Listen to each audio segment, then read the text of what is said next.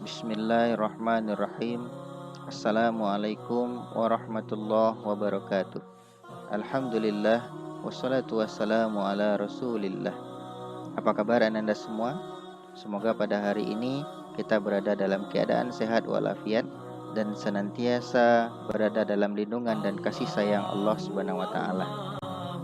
Anda semua, pada hari ini kita akan masuk pada materi kita yang pertama, yaitu iman kepada Allah Subhanahu wa taala. Jangan lupa siapkan buku dan alat tulismu untuk mencatat poin-poin pelajaran kita pada hari ini. Anda semua, pada hari ini kita akan masuk pada materi.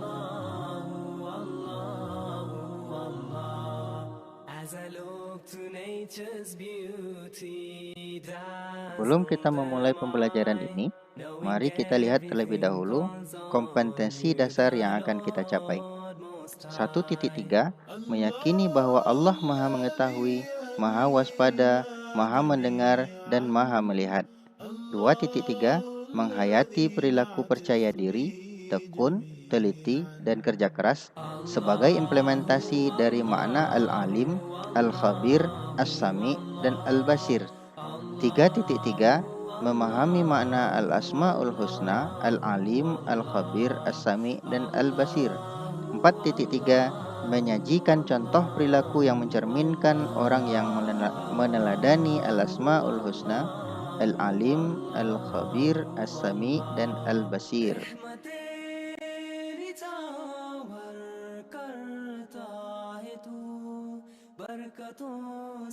Dalam mempelajari materi iman kepada Allah Subhanahu wa taala ini, kita akan melalui beberapa tahapan. Tahapan yang pertama adalah mempelajari dan memahami iman kepada Allah Subhanahu wa taala.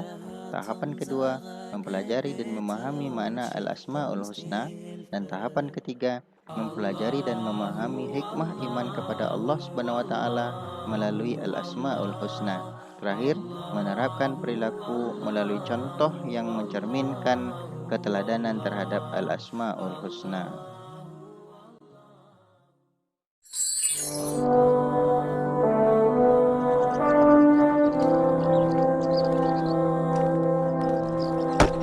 Assalamualaikum. Waalaikumsalam. Ibu Guru dan Syamil, mari silakan masuk. Terima kasih, Bu. Kami ingin menjenguk Dodo, Bu. Sudah 2 hari ini dia tidak masuk. Iya, Bu. Katanya Dodo kesetrum ya, Bu. Assalamualaikum. Dari suaranya Dodo tahu pasti yang datang Syamil dan Ibu Guru. Dodo. Tuh kan benar, suara Syamil. Silakan masuk, Bu Guru. Syamil, pintunya tidak dikunci.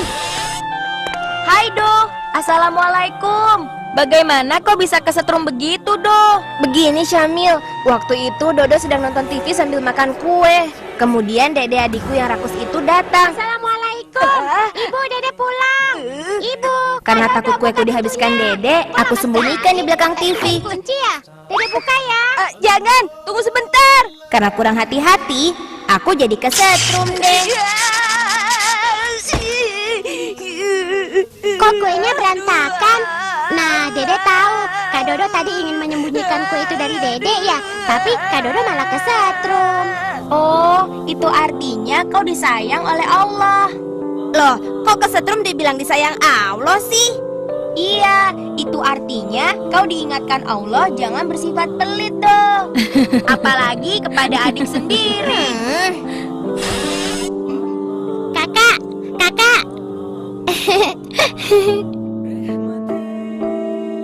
Teman Dede bilang katanya kita harus beriman kepada Allah. Memangnya Allah itu apa sih, Kak? Allah itu Tuhan kita, Dek. Iya, tapi Tuhan itu apa? Tuhan itu kamu tanya langsung saja ya pada Bu Guru, Dek. Kakak kan sedang sakit. Oh, iya. Wah, pertanyaan Dedek bagus sekali ya. Allah adalah nama Tuhan yang disembah oleh umat Islam. Karena Allah yang mencipta, memelihara, menjaga, dan mengatur segala sesuatu. Terus, jumlahnya berapa? Bentuknya seperti apa, Bu? Allah itu satu dan tidak ada yang serupa dengannya. Dedek yang tidak kelihatan itu tidak ada. Allah kan tidak kelihatan, Bu Guru. Tapi Dek, bukan berarti sesuatu yang tidak terlihat itu tidak ada. Contohnya bola lampu listrik yang dinyalakan. Kan tidak terlihat tapi bisa dirasakan. Begitu juga udara, angin, akal pikiran, dan juga sebagainya. Bagaimana? Sudah mengerti belum? Lalu bagaimana caranya kita beriman kalau kita tidak bisa melihatnya? Dede, ada beberapa cara mengenal Allah. Pertama, dengan melihat ciptaannya. Ayo coba, siapa yang bisa menyebutkan hasil buatan manusia yang kalian anggap paling hebat? Robot, Bu. Dia bisa mengerjakan beberapa pekerjaan manusia. Pesawat helikopter tempur, Bu. Komputer. Wah, semua jawabannya bagus. Tapi manusia belum bisa dikatakan mencipta karena bahan baku untuk membuat itu semua diciptakan oleh Allah. Idenya juga meniru ciptaan Allah. Misalnya, robot meniru manusia, helikopter meniru capung, dan komputer cara bekerjanya meniru otak manusia. Selain itu, Allah tidak hanya mencipta apa yang dibutuhkan untuk hidup manusia di bumi, tapi juga alam semesta yang begitu luas, sistem tata surya dan sebagainya. Semua itu tidak mungkin dibuat oleh manusia, meskipun ilmuwan bersatu untuk membuatnya. Cara kedua mengenal Allah adalah melalui penjelasan Allah atas dirinya yang terdapat dalam Al-Quran dan hadis Rasulullah Sallallahu Alaihi Wasallam. Al-Quran menjelaskan bahwa Allah yang Maha Pengasih, Maha Penyayang, Maha Kuasa, dan masih banyak lagi sifat Allah yang lainnya. Dede sampai sekarang belum mengerti, Bu. Apa Dedek tahu kenapa Kak Dodo bisa kesetrum? Tahu, Bu Guru, karena Kak Dodo pikir Dede itu orang yang rakus, padahal Kak Dodo kan serakah. Lalu kenapa Dedek sayang sama ibu? Karena ibu juga sayang sama Dede, suka kasih Dede makan, baju baru, dan kalau Dede sakit ibu merawat Dede. Seperti itu juga cara mengenal Allah. Dari situ kita tahu sifat-sifat Allah, kekuasaannya, yang disukai atau dibencinya. Oh, jadi salah satu cara mengenal Allah bisa juga dengan mengenal sifat-sifatnya ya, Bu?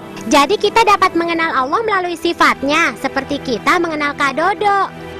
Bedanya kita mengenal Allah dengan sifatnya yang Maha Pengasih, sedangkan kalau Kak Dodo kita mengenalnya dengan sifatnya yang pelit. Nah, cara yang ketiga untuk mengenal Allah adalah dari mukjizat yang Allah berikan kepada Nabi atau Rasulnya. Contohnya mukjizat Nabi Musa. Melalui tongkatnya bisa membelah lautan hingga Nabi Musa dan pengikutnya bisa selamat dari kejaran Fir'aun. Mukjizat Nabi Ibrahim tidak terbakar karena apinya menjadi dingin. Dan masih banyak lagi mukjizat lainnya yang tidak mungkin bisa dilakukan oleh manusia, meskipun dia sudah berlatih seumur hidupnya. Nah, sekarang Dedek sudah mengerti kan? Dede sih sudah mengerti, Bu. Tapi Kak Dodo tuh yang masih bingung. Dedek, kan kakak sudah bilang, kakak sedang sakit.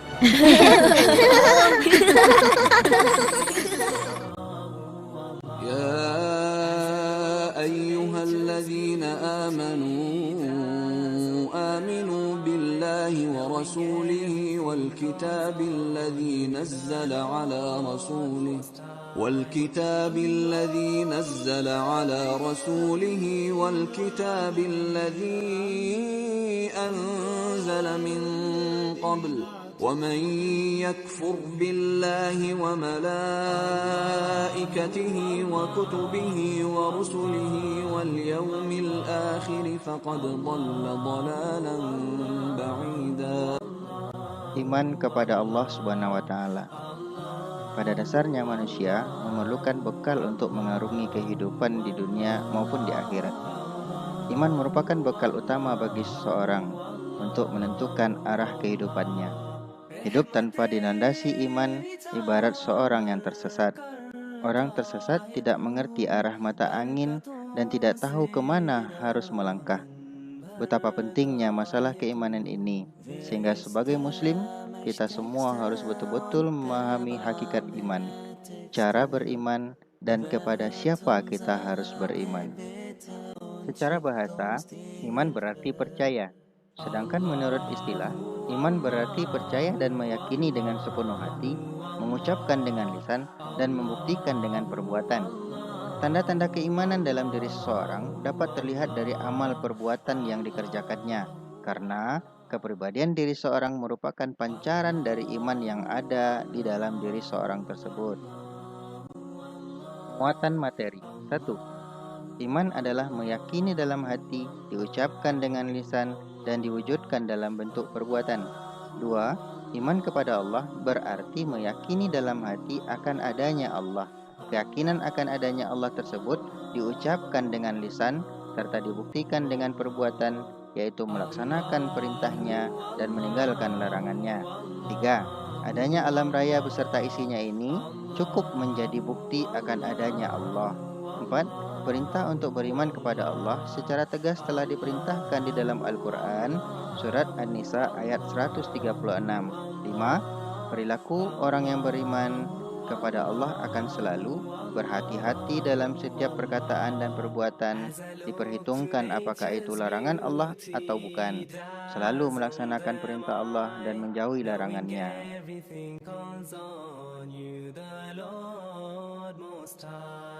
Sekian dulu pertemuan kita, sampai jumpa pada pertemuan berikutnya. Assalamualaikum warahmatullahi wabarakatuh.